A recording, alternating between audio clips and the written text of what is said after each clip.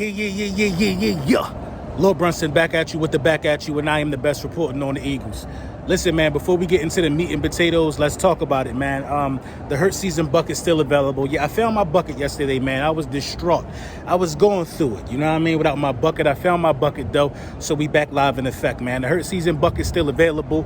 Your Devontae Smith Rock, Paper, Scissors tee still available. Everything's still available via the Print Champs. And, man, shout out to the Print Champs real quick, man. The Print Champs have been just excellent at making sure people get their merchandise on time. The Print Champs just come on, man, come on. Listen, if any content creator or anybody in general with an audience that wants to get merch, go to the Print Champs, man. You're not gonna be upset. You're not gonna be sorry. Your customers gonna be happy. You know what I'm saying? Your supporters gonna be happy, and that's all I gotta say on that, man. Father's Day is getting closer and closer and closer as we speak. Shout out to Big Manscaped, man. Use code Brunson, save 20% off, and get free shipping. And the free shipping, I fought for that for y'all. You know what I'm saying? So take care of Pop. Listen, man, listen. I've been on vacation with the family for the last few days. I'm ready to go home. Today I go home. I cannot wait to get to the airport. I can't wait to get back to business. I feel a little refreshed. I just can't wait to get to recording in my goddamn studio instead of this son that is out here dismantling me. So yeah, man, let's talk about it, man. So Landon Dickerson, man. Landon Dickerson is the only guy left to be signed. I wonder, only guy yet to be signed. I wonder why that is. You know what I mean? When you see situations like that, you got to think like it's not a money situation. What's taking so long to sign your second round pick? What's taking so long to sign your second round pick? A guy that we all have so much high praise for, a guy that we think could take over multiple positions on this offensive line when it's time for some of the older guys to move on. What's taking so long to get this deal done? It's not even a deal. You drafted him. So what's taking so long for you to sign this dude? You know what I'm saying? So you just got to take that into, it's just things that's crossing my mind. I mean, is he not grasping things on a pro level? I doubt it's that. You know what I'm saying? Just what is it? Hurry up and sign him so I can sleep at night. Because I got really, really high hopes for Landon Dickerson. Really high hopes. But I'm confident that something's going to get done. It's probably a money situation, or it's probably a situation to where they're just taking the least amount of time as possible to get it done. But it is what it is, man. It is what it is, and that's all it's going to be. Listen, man, Richard Rodgers, man. Shout out to Mama Rodgers, man. Richard Rodgers' mom was the first NFL football mom. You know what I'm saying? That tuned into the content. I'm glad to see Richard back. You know what I'm saying? As a tight end, it's a much needed move. Now, I really don't agree with moves that, you know, bring back older players. You know what I'm saying? After we already saw what they could do. But Richard Rodgers would be an exception simply because he did really great things in a small sample size.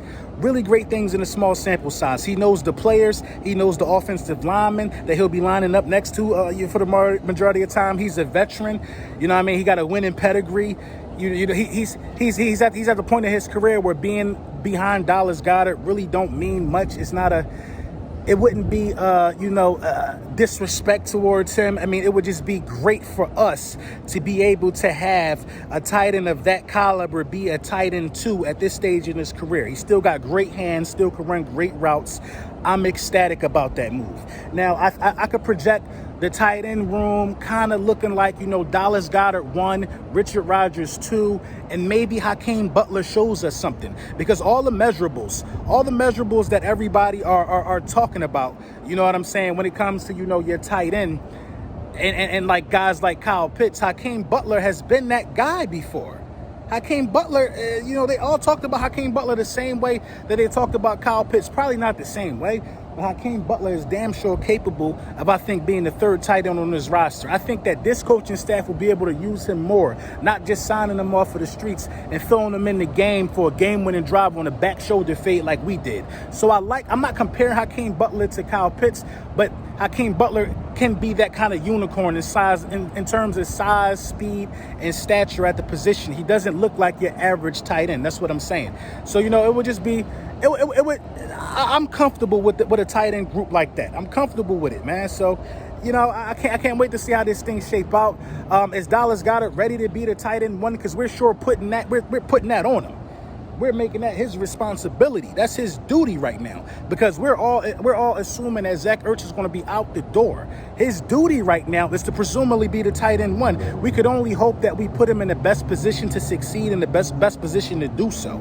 I hope so. I hope he's ready for it, because being a tight end two behind a guy like Zach Ertz can really, really, really shield you from a lot of responsibilities and a lot of duties of being the lead tight end on the team.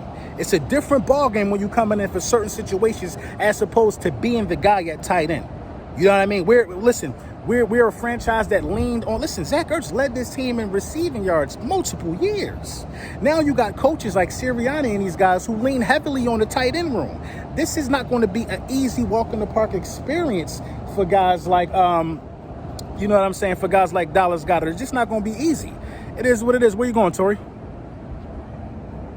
You're trying to do everything you could do before it's time to leave, huh? Whatever you can do. A couple more minutes. You know what I mean? This is not going to be an easy, opportunity for him. I'm getting dragged around. It's just not going to be an easy opportunity, man. He got to go out there and he got to do what he got to do. He got to make it happen. And you can't be mad at situations like that. Now, in other news, Daddy, yes. I'm not getting in the pool because I don't have my pool clothes. So in other news, the Philadelphia 76ers were able to take care of business last night. You know what I'm saying? We were able to, take the 2-1 lead. I'm very happy about that. Trae Young has just been the bane of my existence, the way he's able to get in the lane and penetrate and make things happen with the floater and make things happen without the floater. I mean, guy, if it ain't a floater, it's an alley-oop. Trae Young is just turning into a superstar right before our eyes. So you really can't be mad at that. You know what I mean? I'm happy that that's the situation for Trae Young, but I know that we can defend Trae Young. I've been saying that since the beginning. Implementing Matisse Thybulle in the starting lineup, because due to Danny Green's, untimely, what was it? I don't think it was a hamstring. It was a calf strain. Due to the untimely calf strain of Danny Green, it's going to help us in the playoffs. Matisse Thybulle got to start against Brooklyn. If it's Brooklyn, Matisse Thybulle got to start. You got to have the best perimeter and the best wing defense that you could possibly have going up against Brooklyn. You can't play them games. Now, Danny Green is able to play some good defense, but Danny Green is an older player. You know what I'm saying? How much do you think Danny Green is going to be able to, run around with the KDs, run around with the James Hardens? Because, listen, Brooklyn lost. James Harden coming back. He coming back. They were only riding it out as much as they could win without him. Now they've risked going 2-2. They're not going to do that. James Harden's going to be healthy enough to play, mark my words. You need guys to run around with Kyrie. You need guys with quick hands. And we're seeing that, Matisse Thybulle is ready for the moment. Ready for the moment. All second-team defense, pair that with all first-team defense and Ben Simmons. Who's going to stop Joel Embiid? Speaking of Joel Embiid, he was the MVP, man. Come on, man. Come on. He was the MVP. Just look at the last 3 games alone. He led the team yesterday in points, assists, and rebounds. This is a big man you're talking about. Now, Jokic does that a lot. But then Embiid, the game before that, 40 and 10, a double-double. And before that, 39 and a double-double. Come on, man. We're not going to act like Joel Embiid hasn't been the most imposing dude in these playoffs. 202 points in 202 minutes of playing time, man. That speaks for itself, man. But, yeah, I can't wait for the Sixers to finish these dudes off. Let me know what y'all think in the comments, man. I'm about to get on this flight and get out of here, man. Let the kids go to the pool a little bit longer. It's time to shake now, man. I got to get back in action, get back to my natural habitat, man. Let me know what y'all think in the comments, man.